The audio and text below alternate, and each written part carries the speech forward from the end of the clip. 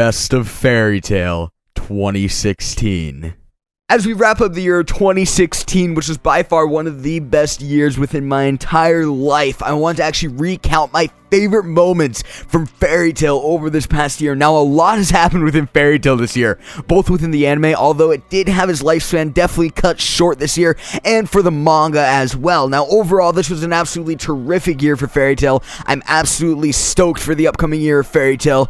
It can definitely only go uphill from here. So to kick this off, I actually want to focus on my favorite episode of 2016 in regards to the anime. Now, as I said before, sadly, the Fairy Tail anime series actually met the chopping block this year for what is still an undetermined amount of time. However, it is no doubt in my mind that will be returning soon, and that will be better than ever, seeing as the mangaka himself, Hiro Mashima, will be working closer in the production of the anime. Nevertheless, within this year, in terms of the anime, we received all of the content from the epilogue of Tartarus after the death of Igneel and whatnot, through Fairy Tail Zero, where we actually found out about the creation of the Fairy Tail Guild, and just past the 1-year training time skip that Natsu and Happy went on, which leaves us at the very beginning of the Avatar arc, whenever the anime does happen to return. And even though we received little to any content in regards to the Fairy Tail anime itself, I have to say my most memorable episode by far for this year was definitely episode 276, where we received an insight into Lucy's life during the 1-year training time skip, how she went on to join Sorcerer Weekly,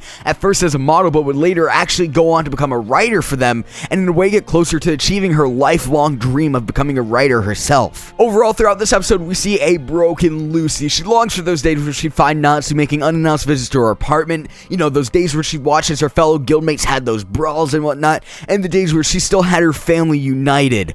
Fairy Tail. However, while working alongside her superior, trying to write a story for the magazine detailing the events of the annual Grand Magic Games, little did Lucy know that one of her closest Nakama would be making their return after a year of absence.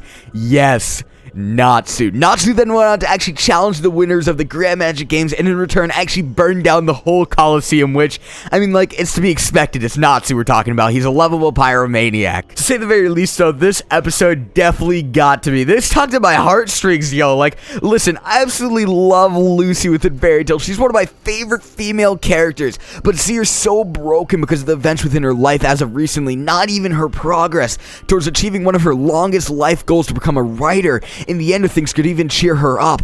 It just really added to her character overall and made it evident that she really longs for her friends and family. As well, the scene where Natsu actually returns and burns down the entirety of the Colosseum while fighting the Grand Magic Games victors was by far one of my favorite Natsu moments with the entirety of the anime. Like, when that shit got dubbed, I was freaking out. I was losing my shit. Like, you put Todd Habercorn on as badass as a scene like that, that shit is going to be fire. There's no way around it. That is pure facts right there. But nevertheless, that was a truly fantastic scene. However, what really brought the episode together for a full circle in the grand scheme of things was when Natsu and Lucy saw each other for the first time in a year.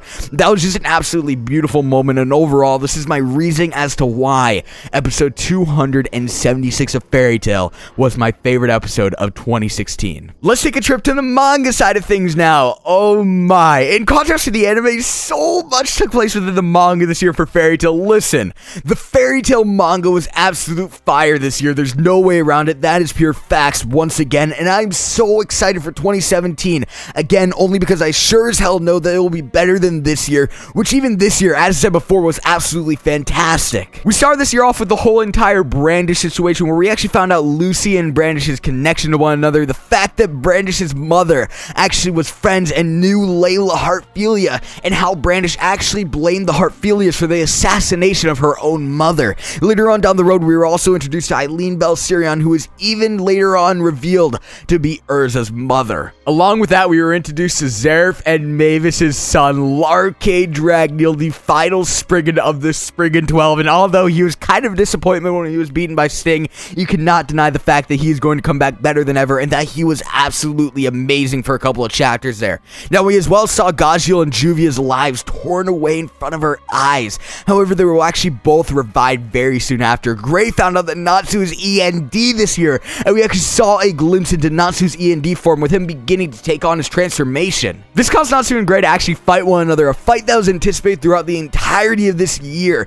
Sadly, though, it was ended by Urza. However, I still definitely do consider it one of, if not the best fight of the entire year.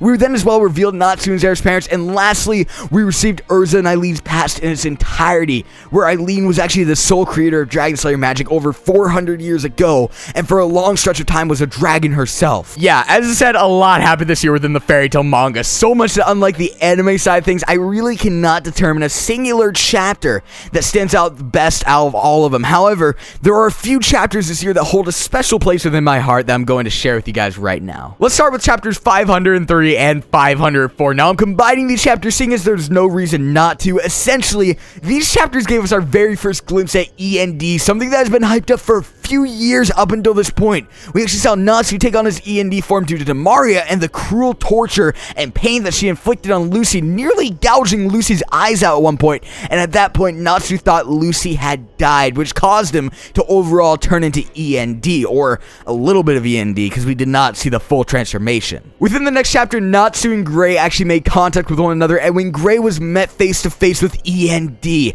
the demon he promised prior to his father's death that he would slay no matter what, even though the demon overall was his best friend, he did not hold back. This caused the Natsu versus Gray fight, which was by far my favorite fight of this entire year. Sadly, however, later on down the road, the fight was actually stopped by Urza along with the e.n.d transformation overall, but when it does come down to it, you cannot deny the fact that Fairy Tail's greatness was shown within chapters 503 and 504. Fairy Tail chapter 510. Yo, what can I say about this chapter? This was by far one of my favorite chapters of this year, simply because from day one, Fairy Tail's biggest question, or one of the biggest questions, was who is Natsu's mother and father? Who is the parents of this lovable pyromaniac within Fairy Tail? And within this chapter, this question that was asked for a decade long was finally answered. We saw Natsu and Zera's parents within this chapter. We got a glimpse into the death of Natsu and his parents, and overall, we received a large amount of information on Natsu and Zera's past. And lastly, Fairy Tail chapter 515. Oh my god. This chapter was definitely a mindfuck. That's putting it lightly there. That is absolutely putting it lightly. A lot of people actually said that this chapter was the best chapter of Fairy Tail within 2016 in its entirety.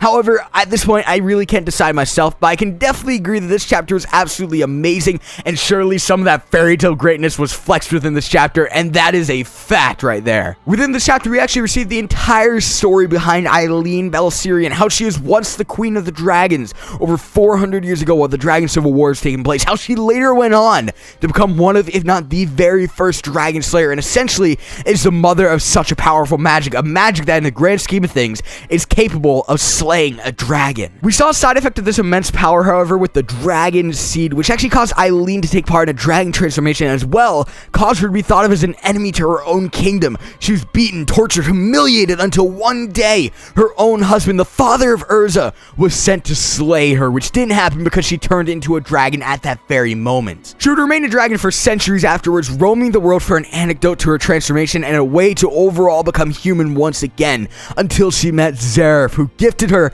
with the mere physique of a human. However, when it came down to it, she was still a dragon. Now, this actually caused her to attempt to enchant herself into a human by utilizing the body of her unborn child, Urza, which then actually failed and caused her to abandon Urza at Rosemary Village once Urza was born. Nevertheless, that's going to wrap it up for me in regards to my favorite moments of Fairy Tail this year. I hope you guys enjoyed this video. The question is, what was your favorite Fairy Tail moment within the entirety of 2016? Do not forget to leave your answer in the form of a comment within the comment section below. Like this video if you enjoyed, subscribe if you're new, and thank you all for a fan-fucking-tastic year. Here's to 2017.